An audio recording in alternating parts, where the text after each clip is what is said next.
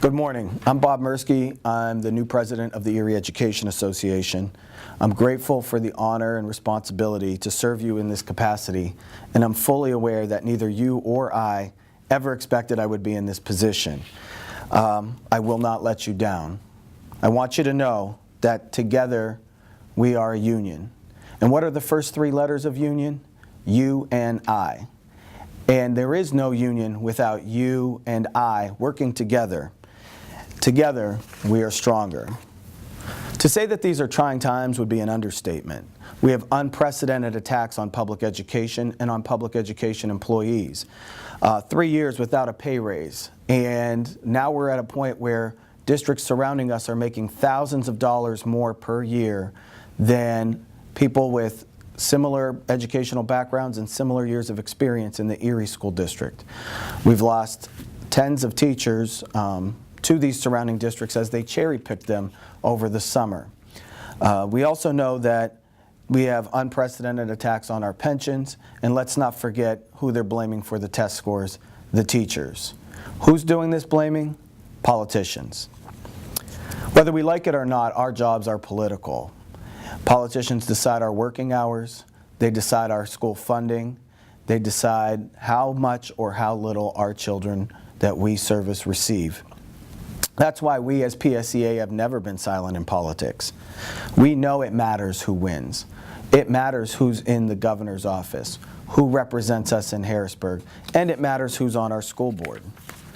It matters that we know our worth as educators and support the people who are going to support us and support strong public education. It matters that we elected Governor Wolf.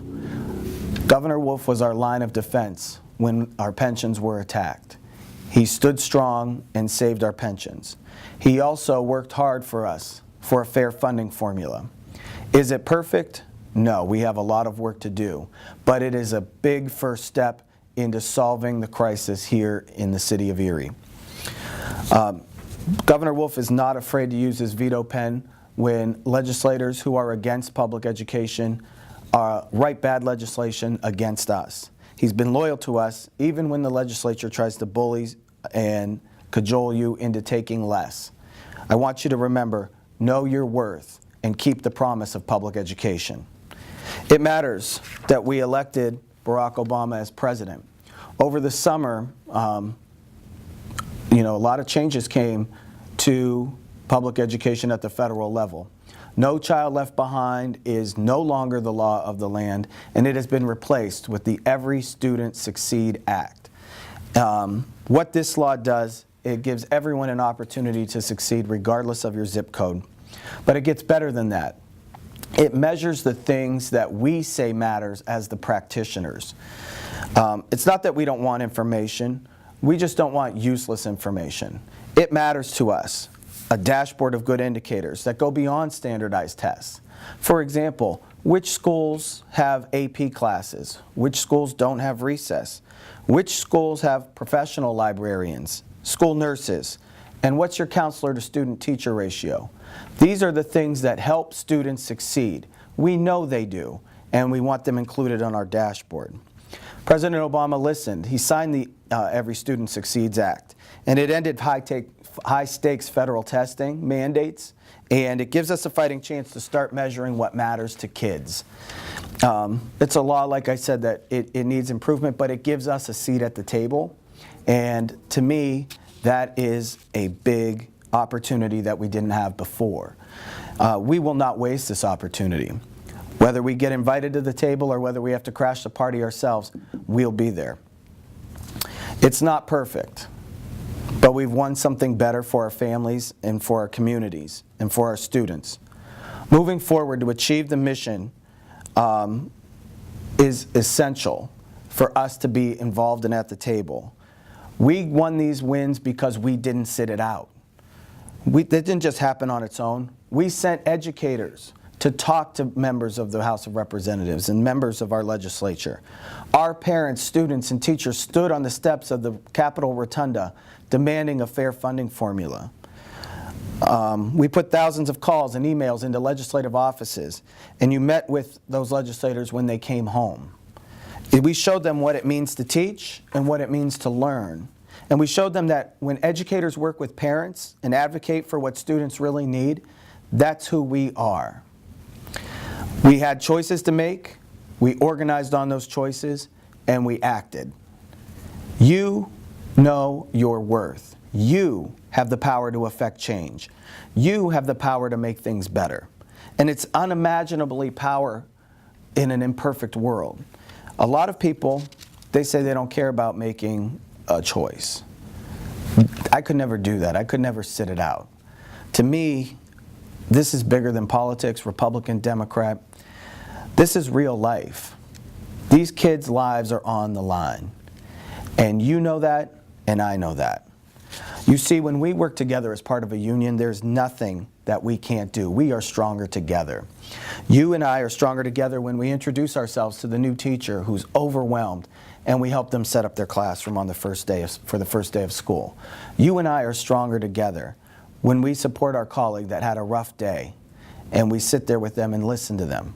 You and I are stronger together when we defend our retirement security, and from those who think that we're underworked and overpaid, but wouldn't last a day doing the job that we do. You and I are stronger together when we tell the school board that enough is enough. It's time to settle a fair contract for our teachers so that we can all move forward educating our students. We can't do this individually, but we must work together as a union, you and I. Teachers, I want you to remember your worth. Know your worth as professional educators.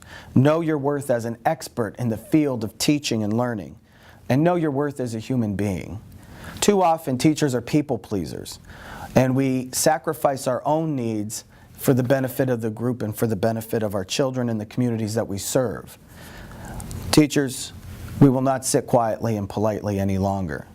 We will unite our members, and we will unite our community. We will fight for our students from preschool all the way through college, high school and college. We will fight for the candidates that respect our values, collective bargaining and retirement security and fair funding for our schools. We are not afraid of a fight.